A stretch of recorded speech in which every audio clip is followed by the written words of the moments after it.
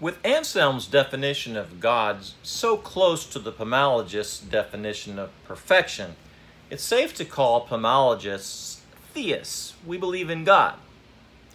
Now, we don't use the word God as often as we use the word perfection. We speak of perfection above all for the sake of accuracy. The word God has a lot of different meanings for a lot of different people. Now, I'm sorry to say it, but the God of many a preacher is anything but perfection. We hear about an angry God, a jealous God, an intolerant God, a nationalistic God, a God that maintains the status quo, a God that will send you to hell if you don't believe a certain way, a God who commands the killing of whole races of people, gods that enforced caste systems, and gods that in many ways seem more human than divine. There's also been in many religions a belief in the need for blood sacrifice, for appeasement, or wrath, sacrifices for favor and for atonement. Now, on what logical basis do those beliefs exist? Now, I've heard a lot of explanations. Anthropologists that I've talked to have explained to me that the animistic religions were born of an empathy that man had with the world around him. He sympathized with the animals that he ate. And whatever gods he believed in, he asked forgiveness as he killed them. As they lost their blood, he observed that their life was leaving them. Blood, therefore, became associated with life. And men traveled in tribes, and families wanted to survive. Sometimes human lives would be lost on behalf of the others in the tribe. The giving of a person's blood for somebody else in their tribe was universally meaningful because it was an act of heroism by somebody that was much loved. And the dying family member would then receive some sort of a farewell, good wishes into an afterlife that often included journeys into the lands of the gods as they saw them. So the heroic sacrifice, self-giving of blood became meaningful to human beings. And gradually, this common sentiment was incorporated into popular religions. Temples were built, and sacrifices of animals and of humans were part of the primitive human experience. And when temples were built, symbols and writing were also painted and carved into walls. Scrolls were also written. And thus it is that the beginning of recorded history recounts the practice of animal and human sacrifice and the appeasement of human-like gods. And some of those religions, which today we would call modern, still include animal sacrifice, atonement, and substitutionary atonement, or once did. And blood sacrifice was simply a part of the common human experience. Pamologists question those types of practices, but also see religion as anthropologically rich and meaningful for many people. Pamalonomies are communities of pamologists that work together to achieve awesomeness. The death of incarnate perfection on a cross as atonement is a mystery to contemplate. Contemplation is a tool for awesomeness. Like churches and groups of churches, mosques and temples or synagogues, Pamalonomies are societies of people seeking goodness. Now, I've said it before, and I'm going to repeat it again.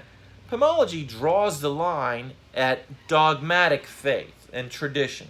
It doesn't have anything affirmative or negative to say about prophets or messiahs or the incarnation of deity, not beyond what pure reason might contribute to its discussion like that.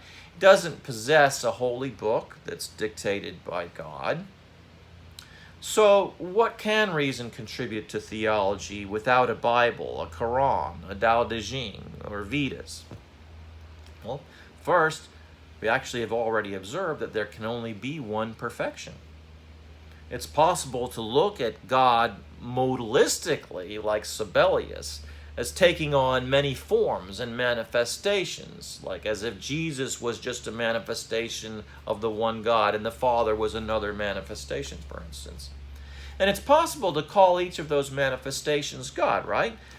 But it's inaccurate, however, to call each of those things perfection, if the perfection contains all that is good, because the one manifestation or mode of seeing God doesn't contain the other. So, similarly, it might be possible to refer to Vishnu, Shiva, and Kali as a sort of divine trinity manifesting in three distinct aspects of the one God, Brahma. But the major religions differ in a lot of ways. A Christian might see in the Hindu Trinity maybe a parallel with his or her death and resurrection with Christ in baptism, followed by a life in the Spirit as a single work of God. Most Christians have completely failed to see any similarity or parallel there. A Jew or a Muslim would maybe be open to modalistic thought about God, but probably reject the outward form that they see in Hindu religion, and they would see it as polytheism more than it would monotheistic modalism. The Pamologist is more precise from the start, has no specific religious practice that all follow alike. A specialist in Pamalogy will be trained in encouraging awesomeness. That may involve improvements in prayer, various practices, especially the habitual ones. Normally, it wouldn't involve attempts to alter a student's religion. Pamalogy is precise about monotheism. There can only be one perfection. Anything else is either the same perfection or part of it. Pamalogy is also Trinitarian. Perfection is what it does, and does what it is, in being and doing all good things. Because of that, perfection is perfecting, and the result of perfection's perfecting is perfection. Relationally, perfection is both perfecter and perfected. Energetically, its action is what it is, which is perfecting. The perfecting of perfection is the role of the Christian's Holy Spirit. Perfection as perfected is the role of the eternal Son of God, eternally begotten of God. And the perfecter is the role of the Father, who begets deity, in other words, begets his own essence, equal in all things, save the relation as perfecter, perfected, and perfecting. Perfection as perfecters, thus as Father, begetter of perfection.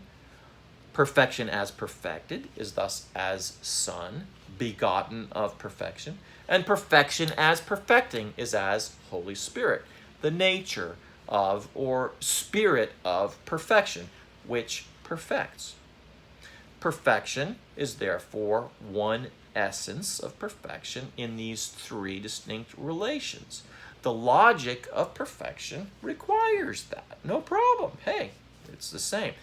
And similarly, the work of perfecting extends not just to the begetting of perfection itself and the eternal Son, but also to all who share in the various portions of goodness that ever belong to perfection.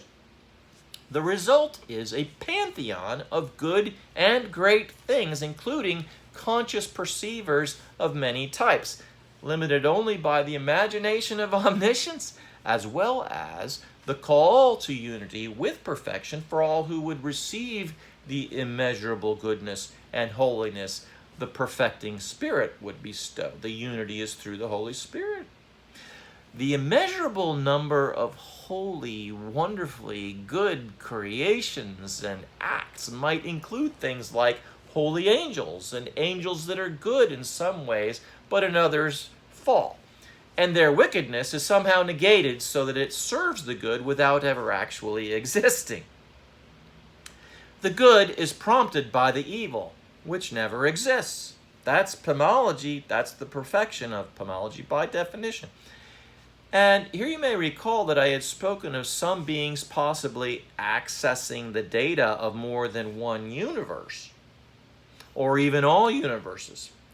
And that might explain how an angel would come down from or return to what religions, traditions have called heaven. Now, the difference is that Pamalogy offers some precision here. Every possible good thing covers more than just a few good angels. It includes an innumerable array of types of beings, phenomena, powers, principalities, wonders, and stories untold. No one could ever list them all. What's the limit of the imagination of omniscience? What's the totality of the goodwill of perfection? Nobody can list that. But there might be a being that could. Who knows? In fact, if it would be a good thing if it did, guess what? There is a being that can do that. I don't know, but if every good thing is to be included, then many great beings with goodness, almost as great as perfection itself, also exist. And that means that many have access to many universes, not just one. Some to possibly all universes, many even to all. And that opens the door to pantheons like Hinduism of lesser gods, countless legends of angels and powers, and every conceivable and inconceivable creature and thing. And it certainly explains the devil and the fallen angels. So maybe these do in fact exist. It's logical.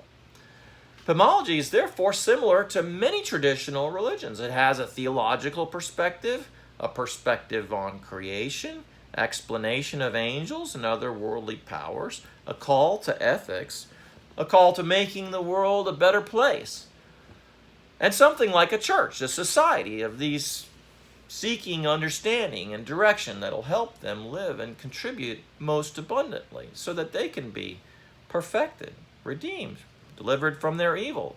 And along those lines, Pamalogy might also encourage certain prayers and habits. Now, what it doesn't have is a priesthood. It doesn't have sacraments and holy books that are allegedly handed down from prophets. It doesn't have a pope that's said to be infallible. It doesn't have a book that it claims is inerrant. Not yet, anyway. And those who accept all those things are welcome to believe that way. And we simply limit our teaching in Pamalogy to that which can be determined through sound reason. Sound fair? Now, with that in mind, a person can hold any view concerning Jesus and still be a good Pamologist.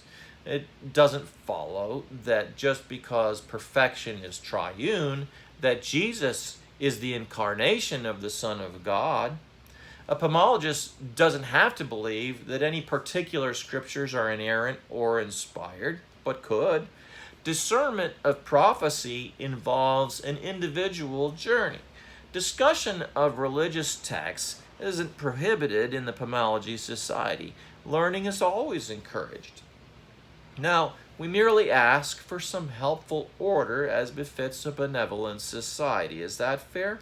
We require those that we would grant the title specialists in Pamalogy to show proficiency in communicating its tenets and serving the local chapters in ways consistent with the materials that we provide online and in any authorized publications. In general, the Pamalogy Society is about helping people to discover how they can improve their lives. It's not a dictatorship or an intolerant organization. Maybe that makes it less like religion, as you may have come to know it. Well, that concludes Part 4. Part 5 will end Pamalogy 101 by talking about what Pamalogy and the reality of perfection should mean to you personally. It'll lead into our next course, Pamalogy 102, Applied Pamalogy.